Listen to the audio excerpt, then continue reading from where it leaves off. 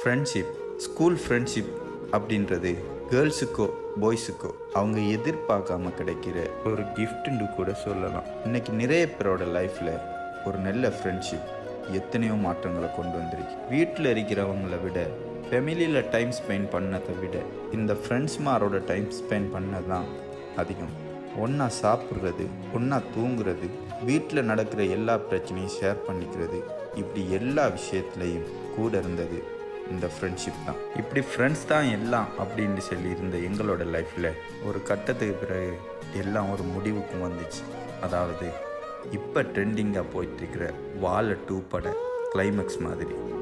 எத்தனை பேர் அந்த படம் பார்த்துருப்பீங்கன்னு சொல்லி தெரியாது, ஆனால் கட்டாயம் பார்க்க வேண்டிய ஒரு படம். நம்ம லைஃப்பில் ஃபேஸ் பண்ணுற பிரச்சனையாக இருக்கட்டும், நம்ம சந்திக்கிற ஃப்ரெண்ட்ஸாக இருக்கட்டும், ஸ்கூல் லைஃப் முடிஞ்சு நம்ம ஒரு மெச்சூரான ஆள் ஆகினதுக்கு பிறகு நம்மளுக்கு வார பொறுப்பாக இருக்கட்டும், இப்படி எல்லாத்தையுமே புட்டு வச்சிருக்கிறாங்க. சுருக்கமாக சொல்ல போனால் எங்கள் ஃப்ரெண்ட்ஷிப்போட முழு ஸ்டோரியையும் ஒரு படமாகவே எடுத்து வச்சிருக்காங்க. சரி, இப்போ நம்ம கதைக்குள்ளே வரலாம். இப்படி ஃப்ரெண்ட்ஸ் தான் எல்லாமே, நம்மளோட உலகமே ஃப்ரெண்ட்ஸ் தான் அப்படின்றது எங்களோட லைஃப்பில் மேரேஜ், கல்யாணம் அப்படின்ற ஒன்று வந்ததுக்கு அப்புறம் எல்லாமே தலைகீழாக மாறிச்சு.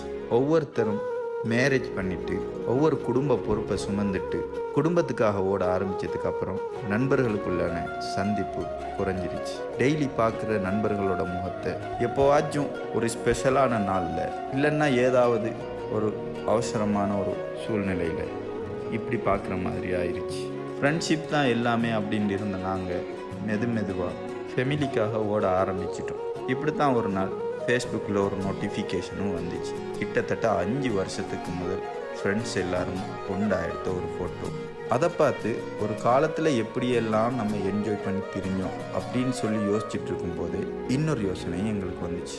நல்ல ஃப்ரெண்ட்ஸாக ஒன்றுக்குள்ளே ஒன்றா இருந்துட்டு இப்போ ஃபெமிலி அப்படின்ற ஒரு விஷயம் வந்ததுக்கப்புறம் ஆளுக்கு ஒரு திசையில் ஓட ஆரம்பிச்சிட்டோமே, அவங்களுக்காக வாழ ஆரம்பிச்சிட்டோமே, இடையில் நம்மளோட வாழ்க்கை எங்கே அப்படின்னு சொல்லி அதை திங்க் பண்ண ஆரம்பித்தோம். சரி, நம்ம தான் ஃபெமிலி மேன் ஆகிட்டோம், இதுக்கப்புறம் நம்ம நினச்ச மாதிரி எல்லோரும் வெளியாக முடியாது, ஒன்றா சேர்ந்து ஊர் சுற்றவும் முடியாது அப்படின்னு சொல்லிட்டு இன்றைக்கு ஒரு நாள் நம்மளோட பழைய லைஃப்பை திரும்ப ஒரு தரம் மீட்டி பார்ப்போம். அதாவது நம்மளால் முடிஞ்ச அளவு ஒரு 1 ஹவரோ 2 ஹவரோ ஒன்றா எங்கேயாச்சும் மனசு விட்டு பேசி கொஞ்ச நேரம் அவங்களோட ஒன்றா இருந்துட்டு வரலாம் அப்படின்னு சொல்லி பிளான் பண்ணி அதே மாதிரி 2 ஹவர்ஸ் எல்லோரும் சேர்ந்து ஒன்றா என்ஜாய் பண்ணிவிட்டு சாப்பிட்டு அந்த இடத்துலேருந்து வெளியாகிட்டோம்.